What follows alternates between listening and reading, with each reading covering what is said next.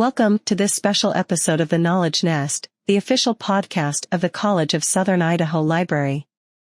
First, a recap of things that happened in the recent past. Last week was the murder mystery activity, and we had many of you actively participating. Thank you for coming to the library and making the programs worth it. Also, thank you Allison and Ross for spearheading this activity.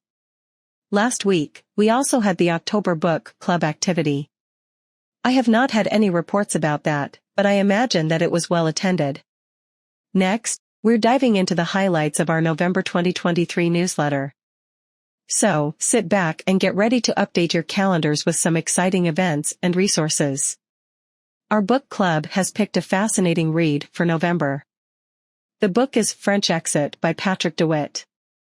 Here's what Goodreads has to say about it. From best-selling author Patrick DeWitt, a brilliant and darkly comic novel about a wealthy widow and her adult son who flee New York for Paris in the wake of scandal and financial disintegration. Frances Price, tart widow, possessive mother, and Upper East Side force of nature, is in dire straits, beset by scandal and impending bankruptcy. Her adult son Malcolm is no help, mired in a permanent state of arrested development.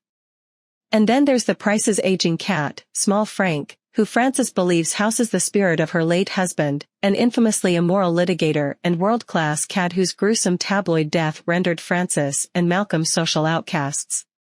Putting penury and pariahdom behind them, the family decides to cut their losses and head for the exit. One ocean voyage later, the curious trio land in their beloved Paris, the city of light serving as a backdrop not for love or romance, but self-destruction and economical ruin, to riotous effect. A number of singular characters serve to round out the cast, a bashful private investigator, an aimless psychic proposing a séance, a doctor who makes house calls with his wine merchant in tow, and the inimitable Madame Reynard, aggressive houseguest and dementedly friendly American expat.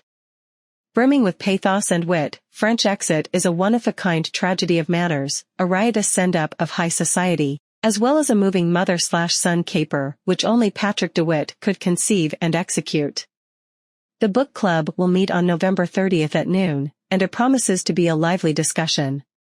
Speaking of the book club, Reed is rereading two of his favorite books, both of which he is considering for an upcoming book club meeting. Both are written by Isaac Asimov, the famous science fiction novelist and essayist.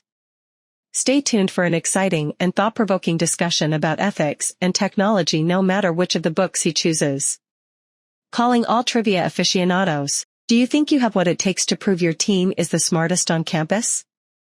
Join us for Student Trivia Night on November 16th, from 6 to 7 p.m. Bonus, pizza is provided.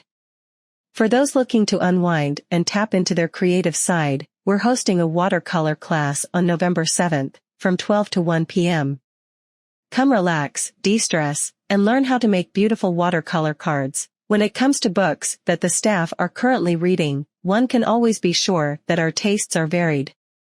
Reed is reading The Crucible, a play by Arthur Miller. He notes that the book illustrates what can happen when any part of an individual's identity is taken to extremes. Ross is reading A Farewell to Arms, by Ernest Hemingway, and talks about themes of love and friendship between members of different ethnic and national groups. Reba is reading a teen development book and Allie is reading 0 Days by Ruth Ware, a murder mystery that may very well be the subject of an upcoming book club. Our database spotlight for this month is PSYC Articles. It's an excellent place to look for peer-reviewed research articles, featuring full text from almost 80 journals, mostly published by the American Psychological Association. At the bottom of the page, we have a shout-out to this very podcast, which I am grateful for. All of us at the library try to support each other in our endeavors, and we are truly cohesive in our efforts. If you participate in any of these activities, please try to participate in all of them. Before we talk about our next subject, which is the recent executive order of President Biden on safe, secure, and trustworthy artificial intelligence, let's talk about the month of November. While many people have created frivolous month designations, like National Roasting Month, there are also some serious month-long observations that have been created by various groups and individuals. For example, November is Aviation History Month, Family Stories Month, Native American Heritage Month, and Library and Information Services Month. There are also weekly designations. Look forward to some themed segments of future podcast episodes that will discuss some of these ideas and how we can come together to commemorate them. Biden's executive order on safe, secure, and trustworthy artificial intelligence establishes a robust framework for steering the development and application of artificial intelligence, AI, in the U.S. focused on 6 core areas. The order aims to balance innovation with the safety, privacy, and rights of individuals. Here's a breakdown of the key focus areas and initiatives outlined in the order. Safety and security. Developers should craft and activate AI systems in a manner that reduces risks to individuals and property. The order emphasizes conducting robust evaluations of AI systems before deployment to understand and mitigate potential risks. Privacy. The order champions the protection of individual privacy and data during the development and usage of AI systems. IT discusses tackling privacy risks, especially around the collection and use of personal information by AI systems. Civil rights and equity. Developers should create and use AI in a way that advances fairness and equity for all Americans. This includes rooting out bias in the design and use of new technologies like AI to uphold civil rights. Workers and consumers. The order places emphasis on protecting workers and consumers from unfair or harmful practices that might arise from AI applications. IT also highlights the need for education and job training to understand AI's impact on the labor force and workers' rights. Innovation. The goal is to foster responsible innovation in the AI sector, ensuring the U.S. continues leading in AI development and usage. This involves investing in education, training, and research and development, promoting a competitive and collaborative environment. American leadership. The order aims to bolster American leadership globally in the realm of AI, engaging with international partners to manage AI risks and unlock its potential for good. The executive order rolls out several specific initiatives, such as safety sharing. Developers of powerful AI systems must share safety test results and other relevant info with the government. Standards development. The National Institute of Standards and Technology, NIST, must devise standards for AI safety and security. AI Advisory Board. The government will establish an AI safety and security board to advise on AI safety and security issues. National AI Research Resource. This resource will provide AI researchers and students with access to essential AI resources and data. Expanded research grants. The government will make more grants available for AI research in crucial areas like healthcare and climate change. Moreover, the order mandates the government to draft a national security memorandum on AI to ensure safe, ethical, and effective AI use within the military and intelligence community. Invest in AI training for all federal employees to foster a better understanding and utilization of AI.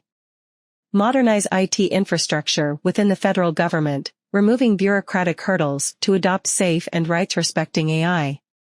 The implications of this order are broad and pivotal. For instance, AI developers, they'll need to ramp up safety and security testing and be transparent about how their AI systems operate and the data used. Academia. The order will provide a boost to AI research, with more students gaining access to AI resources and data, and increased grants for vital AI research areas.